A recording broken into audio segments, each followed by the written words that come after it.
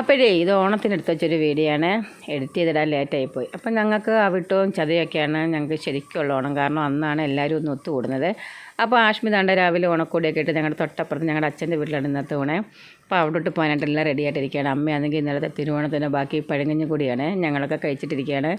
അപ്പോൾ നമ്മുടെ ഏതാണ്ട് മിക്കുമൊക്കെ ആണെങ്കിൽ പാവങ്ങൾ ഇന്നലെ പെഡിഗ്രി ഉണ്ടായതുകൊണ്ട് പിടിച്ചു നിന്നു. ഇപ്പോൾ ഇന്ന് ഞാൻ കുറച്ച് മീനൊക്കെ മേടിച്ചിട്ടുണ്ട് അവർക്കായിട്ട്. അങ്ങനെ എല്ലാവരും കൂടെ ഒത്തുകൂടി കുറേ നേരമൊക്കെ വർത്താനമൊക്കെ പറഞ്ഞിരുന്നപ്പോഴത്തേക്കിനും ഉച്ചയൂണിനുള്ള സമയമായി. അപ്പം ഞാൻ മീനൊക്കെ വേവിച്ച് മിക്കുനൊക്കെ ചോറ് കൊടുത്തിട്ടായിരുന്നു വന്നേക്കുന്നത്. തൊട്ടപ്പുറത്ത് തന്നെയാണ് ഈ വീട്. അങ്ങനെ ഓരോരുത്തരായിട്ട് ഓരോ ട്രിപ്പായിട്ട് കഴിക്കാനിരുന്നു. കഴിക്കാനായിട്ട് ഫ്രൈഡ് റൈസും ചിക്കനും പിന്നെ അത് കഴിക്കാത്തവർക്കായിട്ട് ചെറിയൊരു ഊണും ഉണ്ടായിരുന്നു.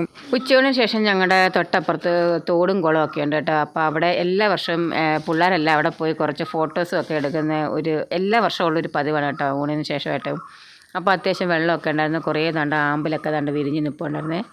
അങ്ങനെ ഇപ്രാവശ്യം ഞങ്ങൾ പറഞ്ഞു വെള്ളത്തിലോട്ടൊന്നും ഇറങ്ങല്ലേ എന്നുള്ള നിർദ്ദേശം കൊടുത്തിട്ടാണ് വിട്ടത് കേട്ടോ. കാരണം ഇപ്പോഴത്തെ ഈ അസുഖങ്ങളൊക്കെ കാരണം ഇപ്പം വെള്ളത്തിലൊക്കെ ഇറങ്ങാനൊരു പേടിയുണ്ട്. അപ്പം കൊച്ചു പിള്ളേരൊക്കെ ആണെങ്കിൽ വെള്ളം കാണുമ്പോൾ അവർ ഇറങ്ങുകയും ചെയ്യും. അങ്ങനെ അവിടെ നിന്ന് കുറേ ഫോട്ടോസും ഒക്കെ എടുത്തു. പിന്നെ കുറച്ച് നേരം ഞങ്ങൾ അവിടെ നിന്ന് കേട്ടോ. ഇപ്പം നല്ല ചൂടുള്ളൊരു സമയമായിരുന്നു. അപ്പോൾ അവിടെ കുറച്ച് തണുപ്പൊക്കെ ഉണ്ടല്ലോ. അങ്ങനെ കുറച്ച് സമയം അവിടെ നിന്നിട്ട് ഞങ്ങൾ തിരിച്ച് വീട്ടിലോട്ട് പോയി.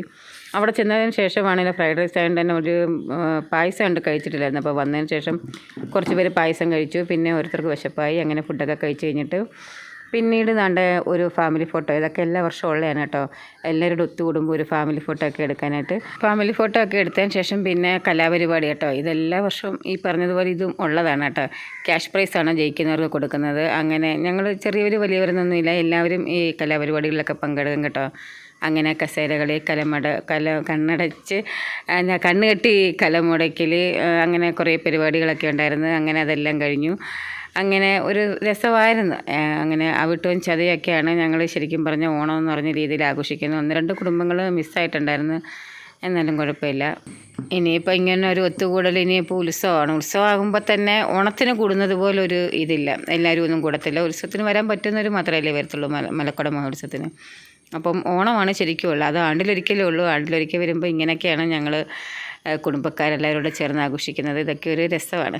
പിന്നെ ഏകദേശം വൈകുന്നേരം ആയപ്പോഴത്തേക്കിനും എല്ലാവരും അവരവരുടെ വഴിക്ക് പിരിഞ്ഞു കേട്ടോ. പിന്നെ പിറ്റേന്ന് ചതയത്തിനും ഇതുപോലെ ഒരു ഒത്തുകൂടലുണ്ട്. പക്ഷേ ഇത്രയും പേര് കാണത്തില്ല. എന്നാലും കുറച്ച് പേരൊക്കെ കാണും. എന്തായാലും ആദ്യമായിട്ട് കാണുന്നവരുണ്ടെങ്കിൽ ഒന്ന് സബ്സ്ക്രൈബ് ചെയ്ത് ചാനൽ സപ്പോർട്ട് ചെയ്യണം.